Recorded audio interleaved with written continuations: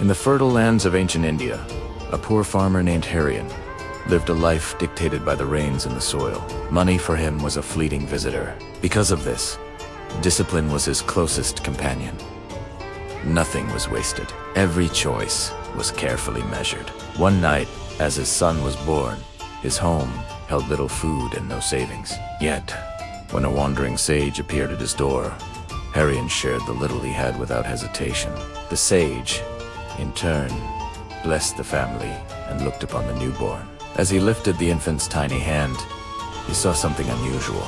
There, on the soft palm, just below the thumb, was a small blue crescent, no bigger than a grain of rice. It was subtle, yet perfectly defined. The sage paused, a sense of wonder in his voice.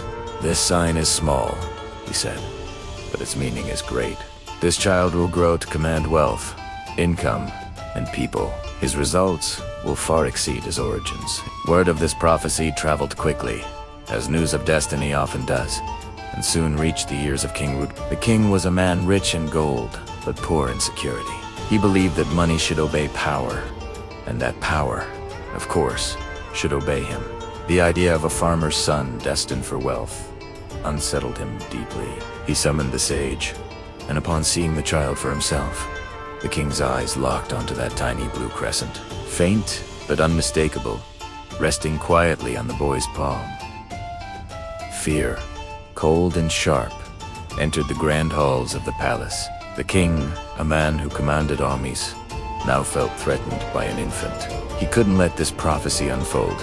Disguising himself as a wealthy merchant, he journeyed to Harian. As a humble loam, a child raised without resources cannot survive his destiny.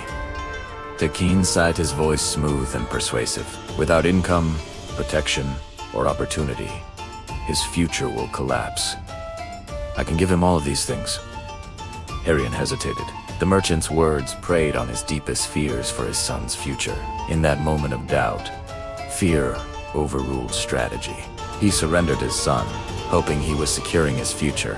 But that night, Harian didn't just lose a child, he lost control of a long-term asset, a future he couldn't comprehend. The king's true intention was dark. He planned to eliminate the threat once and for all. But as he looked down at the infant's gaunt face, with the small blue crescent still visible on his palm, his resolve wavered. He couldn't bring himself to do it. Instead, he sealed the child in a sturdy wooden chest and cast it into the river, believing the water would carry his problem away forever. But destiny, like a river, has its own course. The current carried the chest downstream, not to its destruction, but to the estate of Samudra, a wealthy merchant. Samudra's fortune hadn't been inherited. It was built slowly, brick by brick, through discipline, skill, and long-term thinking. When he opened the chest, he found the child sleeping peacefully inside.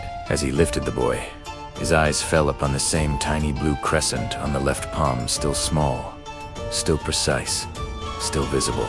"This child has direction," Samudra declared, seeing not an abandoned baby, but a sign of potential. He named the boy Ariv and raised him as his own. As Ariv grew into a young man, the mark on his hand never changed. It didn't grow larger or fade away. It remained a small, sharp blue crescent, a quiet reminder of his unique path. Under Samudra's expert guidance, Ariv didn't just learn about gold and jewels. He learned how money truly moves, how income is created from skill, and why competence matters far more than titles or status. His career was forged in the fire of competence, not the comfort of inheritance. Years passed. One day, a royal caravan was ambushed by bandits. Ariv, who was nearby, didn't use force. He used strategy. He outthought the attackers, saved the caravan, and protected the royal treasure. His cleverness and calm leadership brought him to the attention of the king. When he was presented at court, it was King Rudravan himself who stood before him. Ariv bowed respectfully, a model of grace and confidence. But as he extended his hand in a gesture of greeting, the king's eyes froze. There it was, the same tiny blue crescent, unchanged by time, resting calmly on the grown man's palm. The ghost of his past had returned, more powerful than he could have ever imagined. Fear, once again, consumed the king. He was desperate. In a final, panicked attempt to control destiny, he handed Ariv a sealed letter addressed to the palace guards. The letter contained a single, chilling order. Execute the bearer immediately. Ariv set off, unaware of the treachery he carried. But fate had another twist in store. On his journey, the same bandits he had outsmarted before intercepted him. This time, they weren't looking for a fight. They were looking for an opportunity.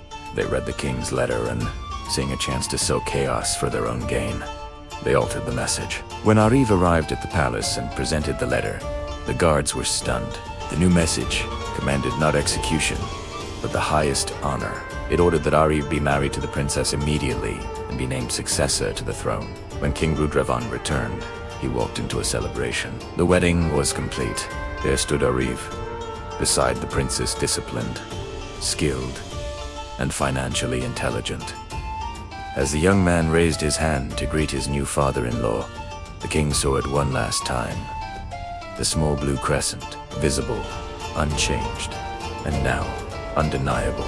The poor farmer's son now ruled not just the kingdom, but its entire economy. And in that moment, King Rudravan finally understood. He hadn't been fighting a magical prophecy. He had been fighting a future written, not in the stars, but in the ink of compounded decisions. He had tried to use force to stop a process that could only be built through consistency. This ancient parable leaves us with a few powerful lessons. First, money without discipline will always vanish. Second, real income grows from skills, not from status or titles. Third, true wealth compounds quietly, over time, like the smallest, most persistent sign. Fourth, fear is the ultimate destroyer of long-term financial results. And finally, success is built through steady consistency, not through brute force. The smallest signs, the daily habits, the consistent efforts these often reveal the greatest destinies, especially in the world of money, career, and wealth. So look for those small, persistent signs in your own life. Nurture them, because that's where true, lasting success is found. Thanks for watching. If this story resonated with you, don't forget to like, subscribe, and share it with someone who might need to hear it. See you in the next video.